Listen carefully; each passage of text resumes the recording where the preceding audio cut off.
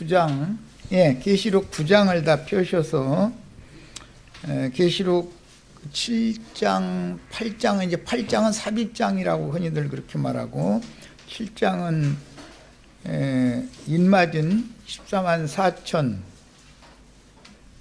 그 다음에 큰 환란에서 나오는 자들 또 두 부류가 이렇게 무리가 소개가 되었고 이제 9장으로 넘어갑니다. 인맞은 14만 4천 7장에 나오는 그 이야기는 12지파를 말하는 거예요. 근데 14장은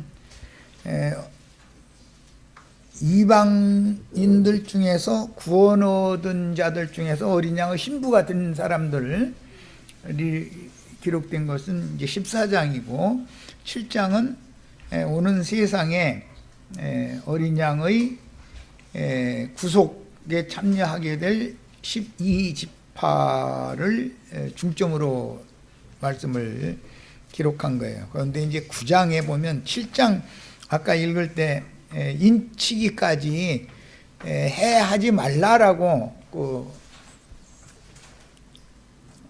네 바람천사에게 지시하신 말씀이 나왔죠. 7장 1절부터 4절을 먼저 읽고 오겠습니다. 이 일 후에 내가 네 천사가 땅 네 모퉁이에 선 것을 보니 땅의 사방 바람을 붙잡아 바람으로 하여금 땅이나 바다나 각종 나무에 불지 못하게 하더라 이랬는데, 바람이라는 건 천사들의 움직임을 늘 말하는 거예요. 히브리서 1장에 보면은 하나님께서는 그 천사들을 바람으로 사역자로 쓰신다 이렇게 돼 있죠. 바람 얘기가 나오면 하나님이 쓰시는 영들, 천사들을 말하는 거예요. 자, 그리고 이제 9장으로 갑니다. 다섯째 천사가 나팔을 불매 내가 보니 하늘에서 땅에 떨어진 별 하나가 있는데 그가 무저갱의 열쇠를 받았더라 그랬어요. 무저갱의 열쇠를 가지고 별이 하늘에서 떨어진다라고 되어 있어요. 그런데 그가 무저갱을 여니 그 구멍에서 큰 화덕의 연기 같은 연기가 올라오매 해와 공기가 그 구멍의 연기로 말미암아 어두워지며 또 황충이 연기 가운데로부터 땅 위에 나오며 그들이 땅에 있는 전갈의 권세와 같은 권세를 받았더라. 무저갱에 갇혀있던 황충 군대 귀신들의 그 독침을 가지고 나와서 활동하는 자들이 이제 육체를 고통을 주는 악의 영들을 이게 상징한 말이고, 그들에게 이르시되 전갈의 권세를 받아가지고 나온 황충 군대의 이제 지휘자들이죠. 특히 여기서는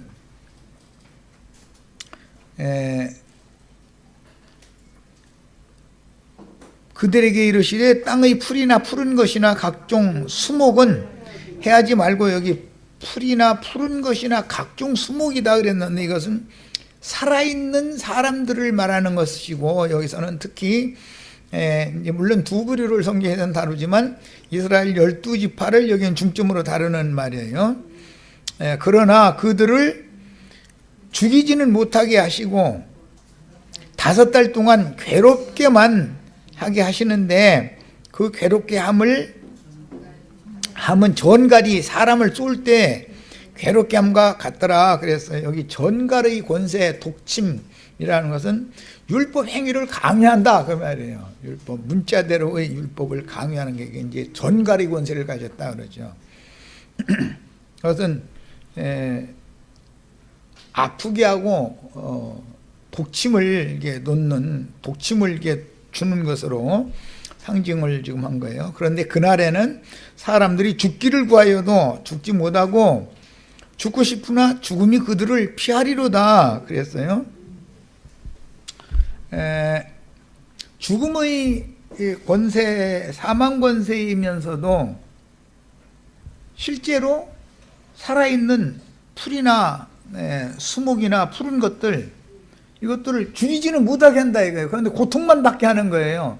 5달 동안 이렇게 한다는 거예요. 네, 이거는 이방인의 때 끝에 영원한 복음의 증거가 나팔로 이제 부러지는데 7나팔 중에 여기서는 5번째 나팔 때 이런 일이 있다 그랬어요. 7나팔은 앞에 4나팔이 처음 4나팔이 앞에 나오고 뒤에 3나팔이 이어지고 있는데 5째, 6째, 7째 나팔은 화 3가지 화 중에 첫 번째 화인 거예요. 5째 나팔은 이 5째 나팔의 때는 이게 이제 하나님의 나팔이고 천사장의 호령소리와 관련이 되는 말이지만 하나님의 나팔이 지금 잠자고 있던 이스라엘을 깨우느라고 그러는 것이란 말이야. 이제 이런 표적은 오늘날 2000년 동안 나라를 잃고 유리방랑하던 이스라엘 12지파 사람들이 히틀러라는 사람을 통해서 그 사람이 그렇다고 생각하시지 말고 하늘이 보낸 악의 영이 그에게 씌어대니까 히틀러라는 사람을 통해서 2차 대전 때 유대인들과 기독교인들 1100만을 살상을 했는데 600만은 유대인들이고 500만은 기독교인들이에요. 1100만을 죽였죠. 이런 것이 역사상의 이미 지나갔어요. 그것은 뭐냐? 잠자고 있는 자기 백성들을 깨우는 거예요. 이게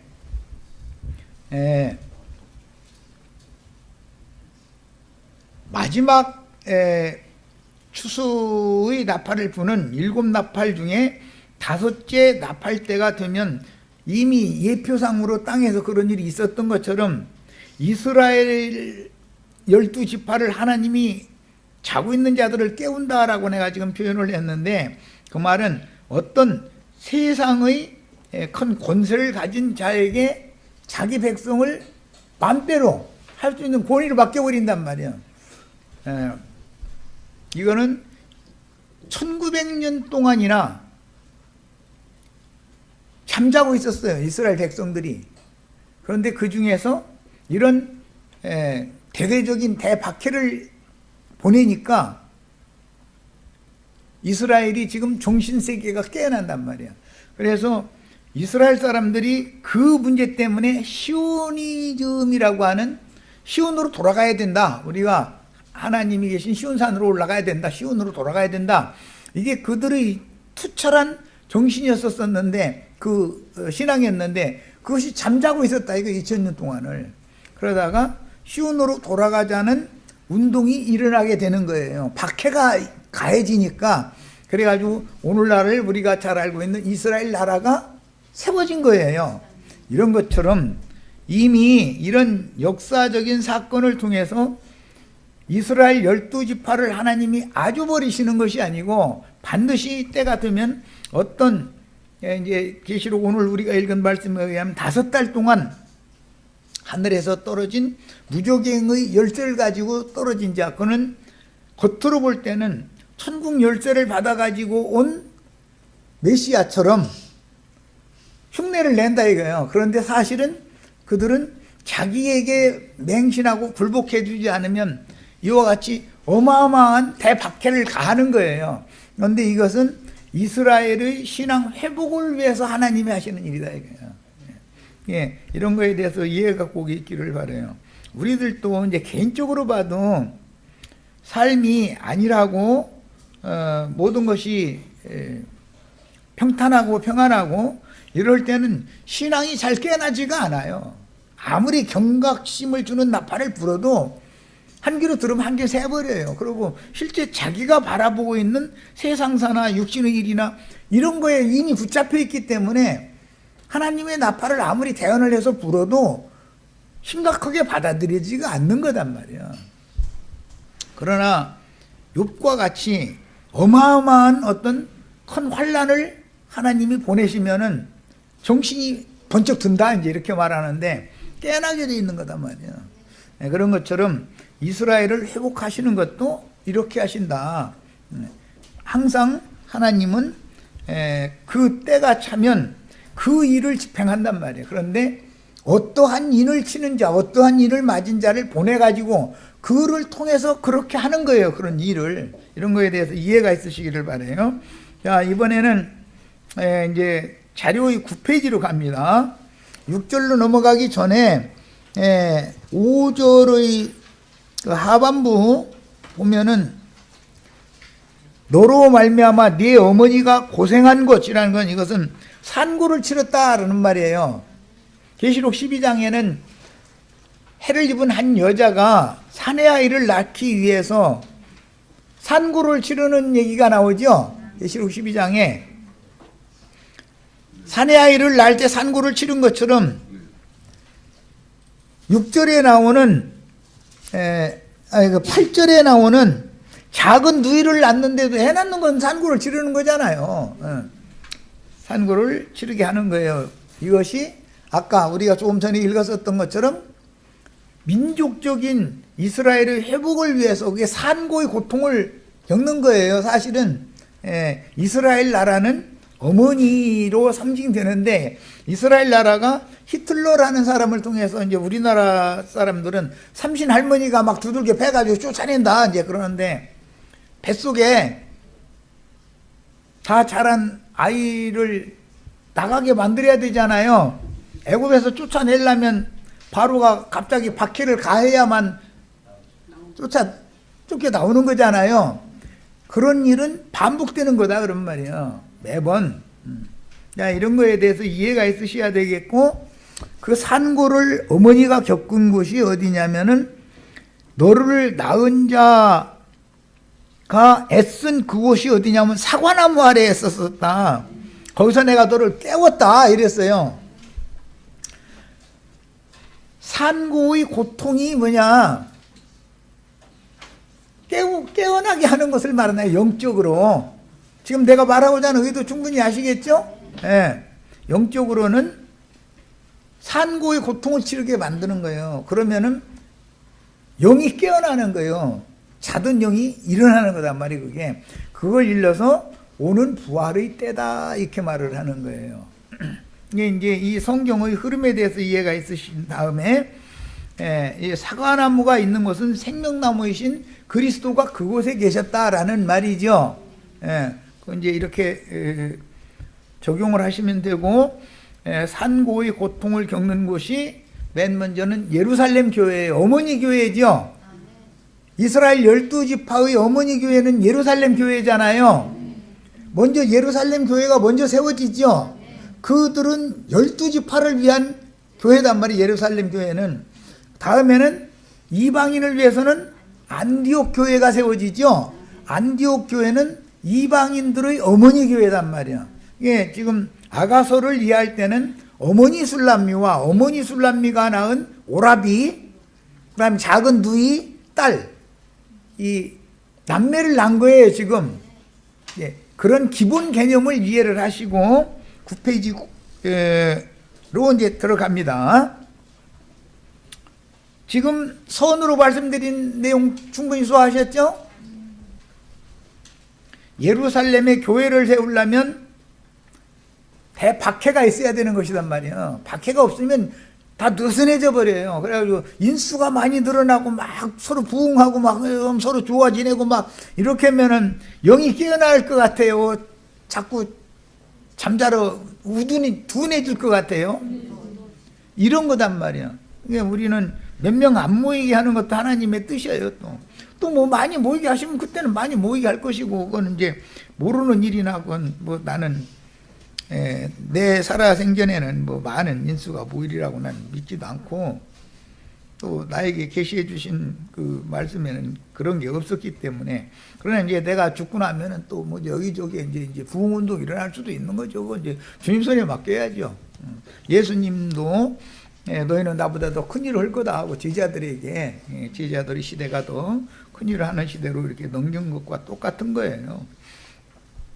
야, 8장 6절의 중반부, 사랑은 죽음같이 강하고 질투는 음부같이 잔혹하며 그러는데, 이번 번역에는 스올같이라고 그랬죠. 스올이 그 음부라는 말이죠. 음부라는 것은 저승세계의 음지에도 어둠의 세계라고 이제 하는 말이지만 음지에도 정부가 세워진다는 거예요. 세상 나라에도 빛의 세계인 교회가 세워졌죠. 저승세계에도 두 세계가 있다 이거예요. 불꽃 가운데 고민하는 구역이 있고 아브람 품에서 쉬는 구역이 있어요. 이게 음부, 거기는 낙원이다 이렇게 표현했어요. 자, 음부 저승세계와 같이 하나님의 사랑이 강하고 질투는 저승세계가 질투를 아마 강하게 한다라고 표현을 한 거는 죽음의 권세가 그만큼 강력한 권세가 있다라는 것을 지금 빗대서 한 말이죠. 불같이 일어나니 그 기세가 여호와의 불과 같으니라 이랬는데, 수월 음부는 흔히 저승이라고 하는데 누가복음에서는 저세상이라고 표현했죠. 이승은 이승이라고 하지 않고 이세상 이렇게 표현했죠. 저세상 이세상 무슨 말인지 아시겠죠? 현세와 음부 세계에 대해서 구분을 잘 하셔야 돼. 자, 이승과 저승은 대비하는 용어로서 신자들의 사후 세계를 의미하는 용어이며, 셈족의 신앙은 이 장막을 벗으면, 욥은 아까 이 가죽집을 벗으면 이렇게 표현했죠. 아까 욥기에 나왔었잖아요. 저승 즉 음부에 가서 쉬다가 부활의 때에는 일어나서 천상세계의 영원한 낙원, 하나님의 낙원은 에덴 동산에서부터 시작해서 최종적으로는 하늘의 거룩한 성 새 예루살렘이 하나님의 낙원이죠. 거기 생명나무 실과가 있고 생수가 흐르는 곳이에요. 자, 계시록 이제 19장 1절로 4절 봅니다. 이것은 본인의 성경책으로 계시록 조금 더 읽을 구절이 있어서 보겠습니다. 계시록 19장을 보겠습니다. 여기는 이방인들의 구원 얻은 이삭까지 다 주어지면 어린 양의 이삭 줍기까지 다 끝나면 어린 양의 혼인 기약이 이르는 거예요. 자, 1절부터 계시록 19장 1절부터 읽습니다. 이 일 후에 내가 들으니 하늘에 허다한 무리와 큰 음성 같은 것이 있어 이르되, 땅의 사방 바람을 붙잡아서 땅에 있는 자들을 5달 동안 해하는 문제와 하늘에 허다한 무리가 있는 문제는 다르죠. 우리는 하늘에 앉혀진 무리죠. 12지파는 땅의 백성들이잖아요. 그들은 항상 기업을 줄 때 가나안 땅 전부 땅의 백성들이에요. 우리는 현재 영적으로는 땅에 있는 자들이지만 우리는 하늘에 간직한 기업을 상속받는 신앙생활을 지금 하는 거예요. 아까 그래서 구장과 대비하느라고 이 12지파에게 하시는 말씀과 이방 중에서 구원 얻은 자들에게 하시는 말씀은 하늘과 땅으로도 구분을 할 수가 있는 것이단 말이야. 자, 그 다음에 할렐루야, 구원과 영광과 능력이 우리 하나님께 있도다. 그의 심판은 참되시고 의로운지라. 그걸 보니까 심판이 이미 지나간 거죠. 이것은 많은 물에 앉은 큰 음료를 벌거벗겨서 불로 사룬 심판이 지나간 거예요. 그리고 바다에 불대접을 쏟아붓고 땅에도 불대접을 쏟아부어서 심판을 한 거예요. 이제 흔히 말하는 아마겟돈 전쟁이라고 하는 것이 지나갔다 그 말이에요. 그 심판은 참되고 의로운지라. 음행으로 땅을 더럽게 한 큰 음녀를 심판하사 자기 종들의 피를 그 음녀의 손에 갚으셨도다. 그러니까 음녀가, 세상 교계가 하나님의 종들, 해를 입은 여자가 낳은 사내 아이들을 다 죽여준 거잖아요. 순교시킨 거예요. 그랬는데 그들이 육신의 가죽 장막을 벗고 나니까 하늘로 올라가서 하늘에 전쟁이 일어나게 된 거였었죠.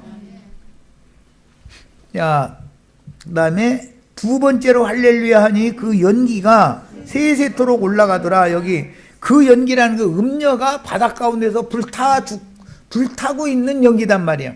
이 연기가 하늘 성전에 가득 채워지기 전까지는 세상이 완전히 심판받는 것은 아니다 이거예요. 이제 솔로몬 때로부터 성전에 연기가 가득하여 제사장이 가히 들어갈 수가 없다 그랬잖아요. 그것은 무슨 뜻이에요? 아직 심판이 끝나지 않은 때는 하나님의 면전에 나아갈 수 있는 길이 아직 안 열리는 거다 그 말이야. 이것은 예수님이 육신으로 오셔서 육체로 죽임당하는 것은 하늘문을 여는 것인데, 둘째 휘장 곧 저희 육체를 찢음으로 인해서 하늘길을 열어놓는 것이잖아요. 그런데 여기서는 계시록에서는 증인들이 순교를 당해서 수가 채워짐으로 이게 완성이 되는 거단 말이에요. 하늘의 하나님의 면전에 들어갈 수 있는 새로운 길과 문이 열리는 거예요. 그 다음에 또 24장로와 네 생물이 엎드려 보좌에 앉으신 하나님께 경배하여 이르되 아멘 할렐루야 하니, 보좌에서 음성이 나서 이르되 하나님의 종들 곧 그를 경외하는 너희들아, 하나님의 종들은 이방 추수를 마무리하는 종들이 있고, 그 종들이 마무리 추수를 하는 말씀을 증거할 때 잠자던 이스라엘 12지파도 같이 인침을 받게 된다 그 말이에요. 이방인들의 최종 추수나팔이라고 하는 것은 유대인들 이스라엘 12지파에게는 자다가 깨나게 하는 그런 인침을 받게 하는 역할을 동시에 하는 거다 그런 말이에요. 이것은 이제 하나님이 이방인의 때에는 이방인에게 그 신을 붓는 것이고, 이스라엘 12지파 이스라엘 나라 회복 때는 이스라엘 자기 백성 12지파에게 그 신을 붓는 거예요. 그런데 이게 그 신을 부어서 인을 치려면 전부 말씀이 증거돼야 되는 거단 말이에요. 말씀이. 자, 너희들아, 작은 자나 큰 자나 다 우리 하나님께 찬송하라 하더라. 또 내가 들으니 허다한 무리의 음성과도 같고 많은 물소리와도 같고 큰 우레소리와도 같은 소리로 이르되 할렐루야, 주 우리 하나님 곧 전능하신 이가 통치하시도다. 이제 사단의 통치는 끝난 거죠. 이제 세상 나라는 이제 심판이 완전히 종결된 거예요. 우리가 즐거워하고 크게 기뻐하며 그에게 영광을 돌리세. 어린 양의 혼인 기약이 이르렀고, 이 하나님의 경륜, 우주가 어떠한 절차와 과정을 거쳐서 새 시대로 넘어가는지를 지금 보여드리라고 얘기한 거예요. 이스라엘 12지파 시대에서 모교회 시대였던 예루살렘 교회와 안디옥 교회 시대를 거쳐서 이방인의 때가 왔고, 이제 이방인들에게서 복음이 이스라엘 12지파에게 다시 간다 이 말이에요. 그러면 이스라엘 12지파가 회복이 되는 때가 오는 것이단 말이에요. 그것이 어린 양이 혼인계약이 이른 때단 말이에요. 이게 자, 이제 이런 말씀의 흐름에 대해서 이해가 먼저 있으신 다음에 아가서로 갑니다. 다음 일요일 날 나누게 될 말씀은 유방이 아직 뚜렷하지 못한 작은 누이가 거친 들판에 남아있는데 그들이 총혼을 받는 날이 곧 온다 이 말이야. 그들이 총혼을 받는 날이 온다라는 뜻은 이스라엘 12지파에서 이방인의 때로 전환되는 때일 수도 이제 구약은 그렇게 전환됐으니까 먼저, 그 다음에 이방인의 때 끝에 이스라엘 12지파의 때로 다시 역으로 또 전환된다 그런 말이야. 그때는 혼인의 때인 것이다 그런 말이야. 혼인잔치라고 흔히 말하는데, 혼인잔치는 지금 교회 모임에 와서 이런 말씀을 받는 것은 약혼하는 잔치인 것이지 어린 양이 대관식을 치르는 잔치는 아니에요 아직. 근데 이거에 대해서 이해를 꼭 하셔야 돼서, 지금 내가 경륜을 쭉 말씀을 드렸는데 이걸 잘 소화한 다음에 자료 말씀으로 이제 갑니다. 사람의 본성은 24장로와 내생물 거기 읽고 가야 되겠다. 24장로라는 것은 12지파와 12사도로 대표가 되는 것이고, 내생물이라는 것은 온 땅에 구속받은 모든 성도들을 대표하는 말이에요. 내생물. 그건 에스겔 1장이나 10장에 보면 생물 그룹 이야기가 나오죠. 생물이라는 건 살아있는 물체들이다. 이게 살아있는. 구속받았다. 이거 죽었다가 다 살아난 자들이다. 넷이라고 하는 것은 천지사방 전도를 해서 죽은 자들이 다 살아난 사람들이에요. 이런 일을 하는 사람들이 이스라엘 12지파에게는 12지파장들이 그 일을 하는 거고, 이방인들에게는 12사도들이 그 일을 위임을 받은 거예요. 그래서 이제 합쳐서 24장로다 이렇게 말했어요. 성경에는 목사 신부라는 용어가 없어요. 장로들이 하나님의 말씀을 잘 가르쳐야 되고, 그 다음에 치리를 해야 되는 거예요. 목양을 하는 사람들은 장로들인 것이지 성경에 목사라는 말이 없어요.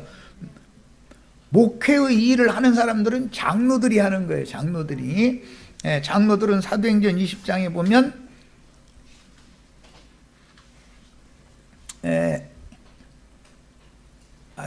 장로들 보고 또 뭐라고?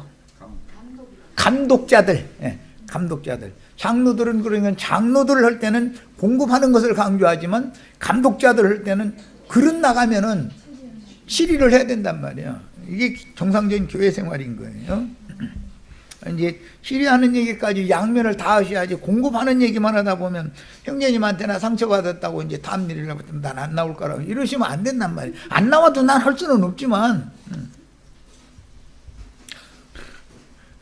안 나와봤자 누구 답답한 사람 하나도 없어요. 다른 사람 갖다 그 자리에 세우면 되는 거예요. 하나님이야 뭐가 답답하겠어요.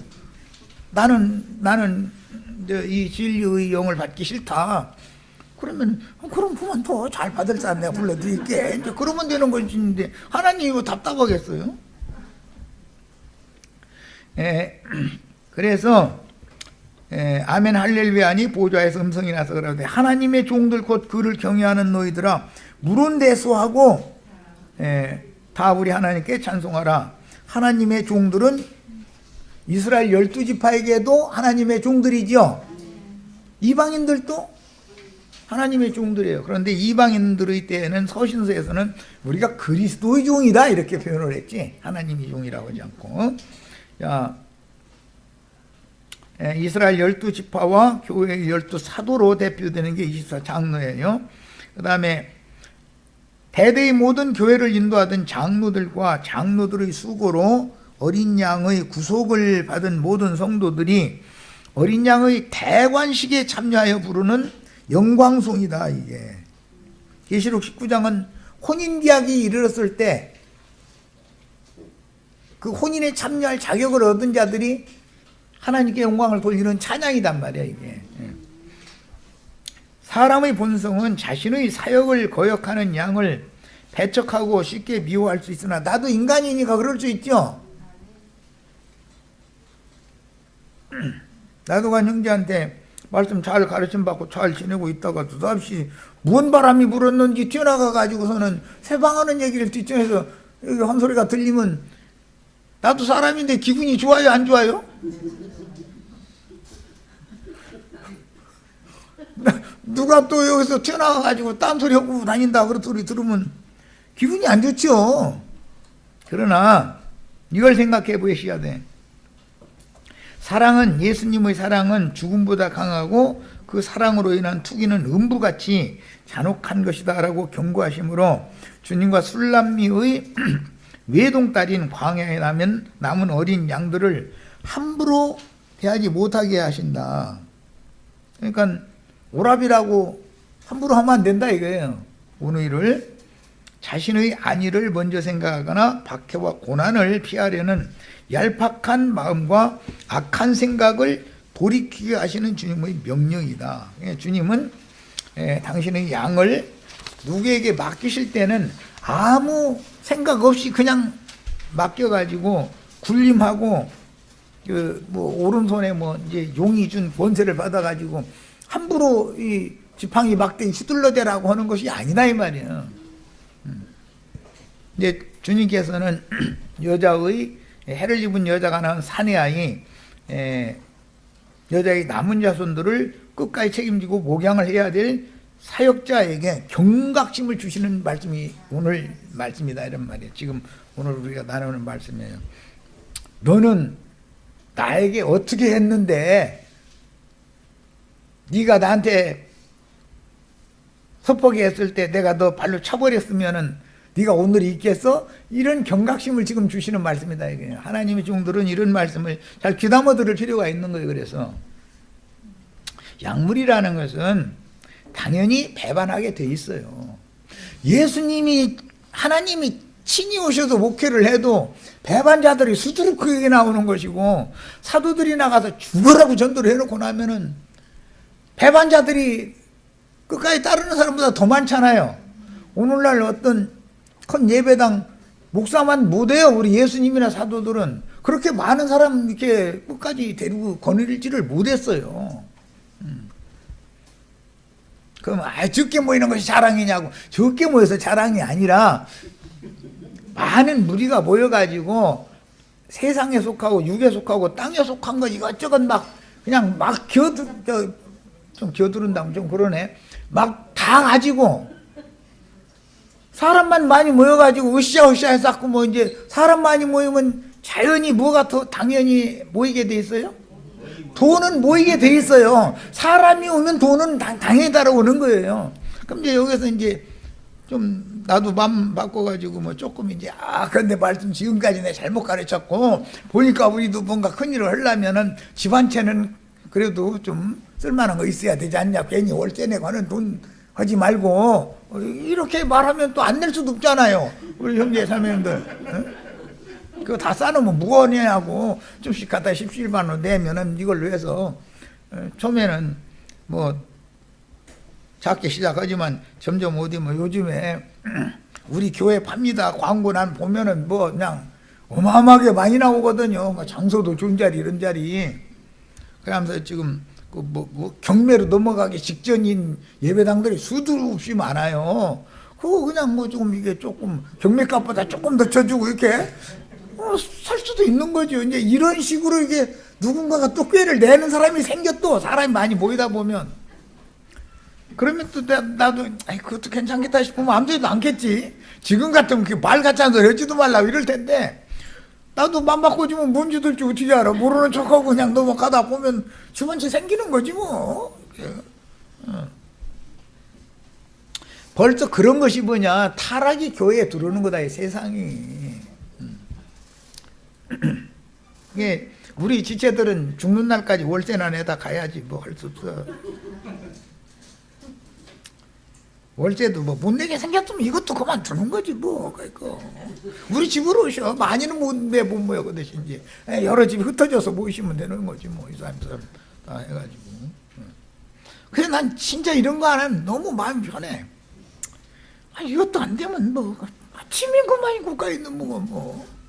그 무책임하다고 생각할지 모르지만 하나님 하지 말라는 뜻일 거 아니야. 그러면 월세문 내서 월세 계속 밀려서 뭐 보증금 조금 된 거 다 까먹으면 나가야지 어쩌겠어 그거야. 뭐 그런 일은 없겠지만 그렇다는 거예요. 그럴 수도 있다는 거예요. 주님께서 그 피로 사신 교회를 향한 사랑은 죽음같이 강하니 환난이나 곤고나 핍박이나 기근이나 적신이나 위험이나 칼도 그리스도의 사랑에서 꺼내낼 수 없다고 그랬어요. 그 로마서 8장에 나오는 이 말씀은 아가서 8장 여기에서 인용하는 말인 거예요. 너는 나를 도장같이 마음에 품고 도장같이 팔에 돌아 사랑은 죽음같이 강하고 질투는 스올같이 잔인하며 불길같이 일어나니 그 기세가 여호와의 불과 같다. 그런데 그 하나님의 그 사랑과 그 질투심 이것은 많은 물로 또 이건 하나님의 질투의 불은 묶은다는 거예요. 세상에서 남편이 뭐 이제 자기 자식 낳아주고 그 손자를 낳게 한 자기 아내는 그만한 지위가 있고 권세가 있잖아요. 자기 자식들이 어머니고 자기 손자들이 할머니잖아. 그런데 남편이 이제 또 이제 딴짓을 예를 들어서 했다 뭐 그렇게 하면은 아내는 그것을 어떻게 할 수 없이라도 그걸 참고 넘어가야죠. 그런데 아내가 가서 엉뚱한 짓 했는데 남편이 그걸 알았다 그러면 그건 주먹으로 다스리지요. 그건 뭐 법으로 좋게 하고 말로 하고 말이고 뭐고 없어. 그건 주먹으로 일단 다스려 놓고 나서 따지는 거예요. 뒷얘기는 뒷얘기고 우선은 주먹으로 하는 거지 뭐. 그잖아요. 그러니까 남자의 질투가 훨씬 강한 거죠. 하나님의 질투가 교회 질투보다 더 커요. 그런 걸 아셔야 돼. 그런 게 그래서 남자한테는 힘을 줬고 여자한테는 입을 준 거거든. 여자는 입으로만 이랬었지. 시간 지나면 뭐 해결을 입으로 해서 뭐가 뭐 그게 그거지. 그러나 저 세상 말로는 법보다 주먹이 가깝다고. 아내가 뭐 딴짓을 했다. 그것이 이제 들켰다 남편한테. 그럼 그건 말로 안 해. 그건 무조건 주먹으로 일단 해놓고 나서 고발을 네 남편한테 맞았다고 나 이혼해달라고 허라 이거요. 하면 나도 법정에 내가 헐 얘기가 있다. 내가 괜히 주먹질은 줄 아느냐. 너 사랑하고 질투했고 너를 그렇게 믿었는데 나 몰래 너 그럴 줄은 몰랐다. 나 그래서 그랬다. 그럼 판사도 이해가 될 거 아니오. 그 사람도 사람인데. 이제 웃자고 하는 소리지만 예수님의 질투심이 이렇다 하는 거예요. 그게 이제 많은 큰 사랑을 할 때는 질투도 그만큼 강하죠. 사역자가 당신의 양들을 어떻게 대하느냐 뿐만 아니라 그분이 세우신 사역자를 박해하고 그 사역을 회방하며 대적하는 악한 짐승들에 대한 주님의 투기는 양면이 있는 거죠. 당신이 피로 사신 교회 지체들이 배도를 하고 세상에서는 뭐 신발을 뭐 거꾸로 신는다고 뭐 이제 이렇게 말하더만 그러면은 하나님도 성질 내지요. 내가 너 그럴 줄 몰랐다. 내가 너를 얼마나 사랑했는지 아냐 이제 이렇게 하시는데 일단은 말씀으로 좋게 그때는 않는 거지 뭐 주먹으로 일단 해놓고 나서 그 다음 뒷문제는 나중에 하는 거예요. 항상 그래요. 그런 질투도 있을 뿐 아니라 당신의 아내를 당신의 배필을 더럽혀놓은 놈들을 향한 질투는 불같다 이거예요. 그러니까 이 말은 무슨 뜻이에요? 음녀의 7머리들을 하나님이 가만 놔둔다는 거예요. 일단 주먹으로 먼저 다스려 놓고 나서 앙알되면 다 하나님도 할 말이 있죠? 이해되셨죠? 하나님이 손찌검 한번 되게 되면은 세세토록 고난의 연기가 세세토록 올라간대잖아요. 그리고 세세토록 영원토록 그 영혼에 쉼이 없는 불못에 집어 넣어버린대잖아요. 그러니까 이제 아까 내가 얘기한 것처럼 일단 이건 법보단 주먹에 가까운 거예요. 일단 주먹으로 해결하고 나서 나중에는 내가 알아서 할게. 너 알아. 앙알 대봤자 너는 끝이야. 이제 이렇게 되는 거지. 뭐 뭔 소리인지 아시겠죠? 여자가 바람펴도 안 되지만 그 여자를 더럽힌 남자들은 하나님이 가만 놔두질 않는다. 지금 그 말이에요. 자, 누구든지 주님께서 친히 세우시고 쓰시는 증인들을 무고히 핍박하며 무죄한 피를 흘리는 경우에는 아까 계시록 19장 읽었잖아요. 그 종들의 피를 그 음녀의 손에 다 갚아버린 얘기가 나왔었죠.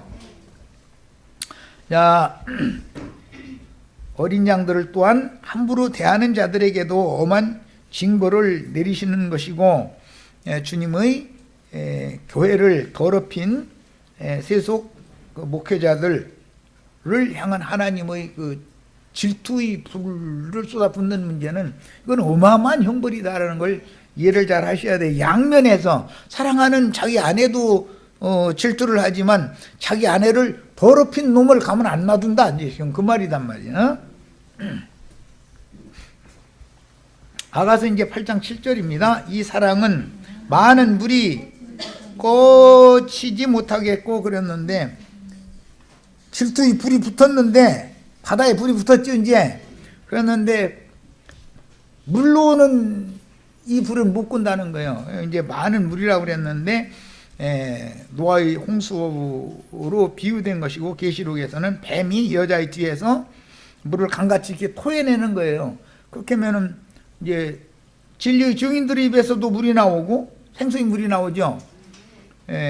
악마의 사자들에게서도 뱀이 또한 동물이 나와가지고 두 물이 합쳐지면은 홍수가 되잖아요. 노아의 때와 같은 그런 지금 그러고 있는 거죠. 지금 온 세상에 홍수물이 지금 범람하고 있잖아요. 그런데 홍수라도 엄물하지 못하나니 사람이 그 온 가산을 주고 사람과 바꾸려 할지라도 오히려 멸시를 받으리라. 이건 이제 비유죠. 사람이 그리스도의 사랑을 돈 주고 살 수 있는 것은 아니다라는 말을 할 때 자기 있는 재산 다 주고 그리스도의 그 사랑을 살라고 해도 오히려 그건 멸시당하는 것이다. 그러니까 그걸 그렇게 그리스도의 사랑을 사람이 가산을 주어서 무슨 돈을 주어서 살 수 있는 문제가 아니다. 지금 그 말이죠. 자, 여자의 남은 자손들 곧 자신의 피로 사신 영혼들을 향한 그리스도의 사랑이 얼마나 고귀한 사랑인지를 노래한 본문은 사람의 모든 재산으로도 살 수 없는 진리의 사랑이요 고귀한 사랑이다라는 걸 노래를 했어요. 신약에서는 이 그리스도의 사랑을 하나님의 사랑, 그리스도의 사랑, 진리의 사랑, 성령의 사랑 이런 식으로 표현을 해놨어요. 그러니까 그리스도의 사랑은 이제 아가페 사랑이라고 그러는데 그 사랑은 당연히 질투를 겸하게 마련인 것이고 그 사랑은 내가 주님의 사랑을 받고 싶다고 해서 주님이 나를 사랑해 주고 그런 문제가 아닌 것이다 라는 것이죠. 이것 보고 이제 점찍어 놓은 자들이라고 그러는데 그쪽으로 나가면 시간이 많이 가니까 나가겠습니다. 주님께서 친히 세우시고 그 사역을 위임하신 술람미의 아들들인 작은 누이의 오라비들에게 맡긴 어린 양무리를 인도하여 거친 들에서 올라오되 여자의 남은 자손들이 사랑하는 이를 의지하고 거친 들에서 올라오는 양무리를 끝까지 사랑하시는 그리스도의 사랑을 노래한 내용입니다. 뭔 말인지 아시겠죠?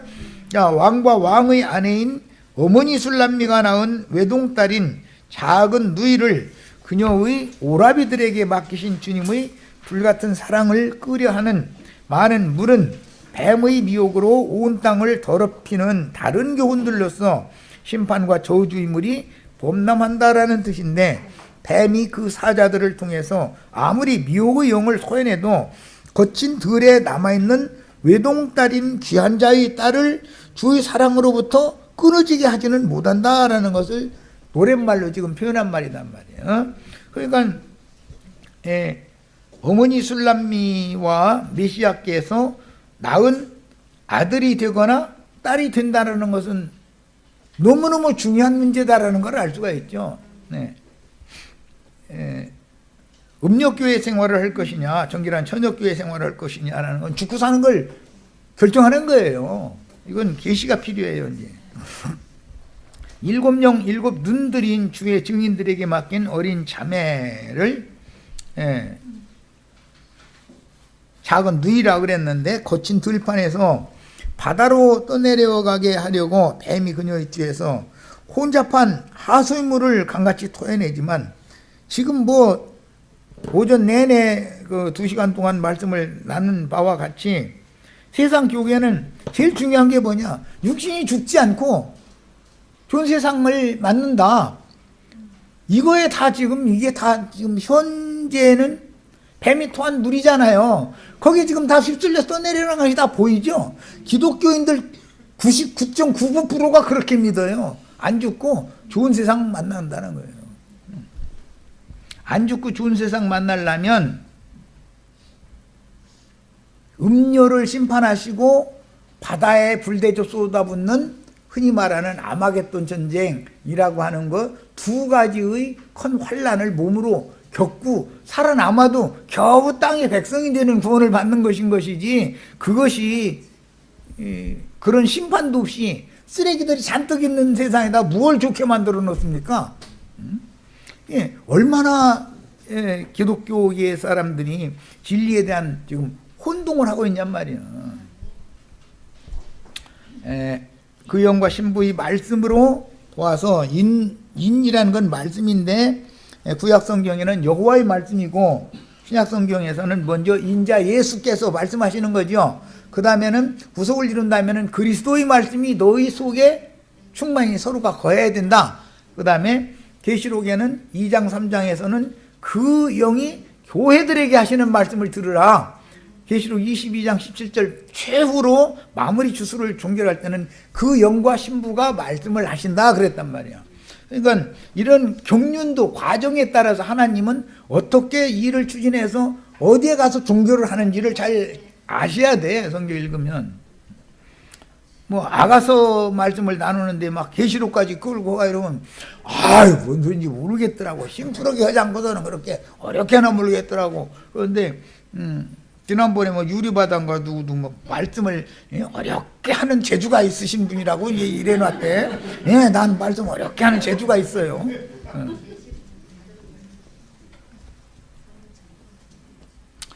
진리를 옳게 분별함으로 각자의 마음 땅이 예수님과 연합된 마음은 뱀의 독을 능히 삼키고 보약으로 먹을 수 있죠. 입을 벌려서 용이 토한 물을 삼키고 여자의 남은 자손들은 지키심을 받으며 강한 자로 양육받아 짐승들의 미혹을 이기고 불 섞인 유리바다 위에서 어린 양의 구원을 찬양하게 될 것입니다. 그러므로 주님의 이같이 큰 구원을 얻은 성도들을 사랑하시는 하나님의 사랑은 진리의 사랑이요 인간 사랑을 말하는 게 아니에요. 성경이 말하는 사랑이라는 건 그리스도의 사랑이며 성령의 사랑이니 이 세상의 그 무엇으로도 바꿀 수 없는 최고한 사랑이 하나님의 사랑인 것이다. 인간 나라에서는 이 하나님의 사랑과 자꾸 비기려고 하니까 자기 가산 주고 하나님의 사랑을 살 수 있다고 생각하는데 그건 어림도 없는 소리다라는 거예요. 하나님의 사랑과 인간의 사랑은 다르죠. 하나님의 사랑은 당신 자신의 아들을 희생시켜서 제물로 드려서 그가 흘린 피로 형제 자매님들의 영혼을 사는 사랑, 그런 사랑, 진리의 사랑이라고 그래요. 그런 사랑을 말하는 것이지 막 서로가 좋아 지내고 막 이렇게 하는 사랑을 말하는 게 아니에요. 자, 이제 로마서 8장 32절로 39절, 이건 이제 아가서 오늘 우리가 나눈 8장 6절 말씀을 인용한 말씀이기 때문에 읽어보고 마치겠습니다. 자기 아들을 아끼지 아니하시고 우리 모든 사람을 위하여 내주신 이가 어찌 그 아들과 함께 모든 것을 우리에게 은사로 주지 아니하시겠느냐. 이게 하나님의 사랑이단 말이에요. 야, 누가 능히 하나님의 택하신 자들을 송사하리요. 의롭다 하신 이는 하나님이시니 누가 정죄하리요. 죽으실 뿐 아니라 다시 살아나신 이는 그리스도 예수시니 그는 하나님 우편에 계신 자요 우리를 위하여 간구하시는 자시니라. 지금 하나님의 우편에서 우리가 연약한 육신을 입고 있다 보니까 넘어질 수도 있고 뭐 실족당할 수도 있고 여러 가지 경우가 있지만 끊임없이 멜기세덱 반차의 대사제가 되셔가지고 우리를 지금 하나님 앞으로 다 데려갈 때까지 우리를 위해서 중보하시고 기도하시는 중이다라는 거예요. 이게 성령이 하시는 일이에요. 누가 우리를 그리스도의 사랑에서 끊으리요. 이 그리스도의 사랑이 아가서 8장 6절에 나오는 사랑이단 말이야. 환난이나 곤고나 핍박이나 기근이나 적신이나 위험이나 칼이랴. 이것은 모두 짐승들이 주님의 피로 사신 성도들을 그리스도의 사랑에서 끊어지게 만들어 보려고 보내는 것이잖아요. 그런데 환난이나 곤고나 핍박이나 기근이나 적신이나 위험이나 칼도 그리스도의 사랑에서는 형제 자매님들 피로 사신 영혼들을 분리시켜 놓을 수는 없다. 지금 이걸 찬송한 거예요. 우리가 종일 주를 위하여 죽임을 당케 되며 도살할 양같이 여김을 받았나이다 함과 같으니라. 그러나 이 모든 일에 우리를 사랑하시는 이로 말미암아 우리가 넉넉히 뭘 이기는 거예요? 짐승의 박해, 큰 환난을 능히 견뎌내고 이길 수 있다. 이게 이기는 거예요. 계시록에서는 짐승을 이기는 거예요. 짐승을 이기는 것은 수가 몇이든지 다 진리를 지켜서 죽임당하는 거죠. 짐승에게 죽임당하면 지금 이후로 주 안에서 자는 자들은 복이 뜨다, 죽는 자들은 복이 뜨다가 이루어지고, 계시록 15장 마무리에는 불붙은 유리바다 위에 서서 어린 양의 구원을 찬양하는 무리가 되는 것이란 말이에요. 그들까지 수가 차야 시대가 바꿔지는 거다. 이방인의 때에서 이스라엘 12지파의 때로 새 시대가 오는 거예요. 야, 내가 확신하노니 사망이나 생명이나 천사들이나 권세자들이나 현재일이나 장래일이나 능력이나 높음이나 깊음이나 다른 아무 피조물이라도, 마귀도 피조물이죠. 음료 7머리들 다 피조물들이죠.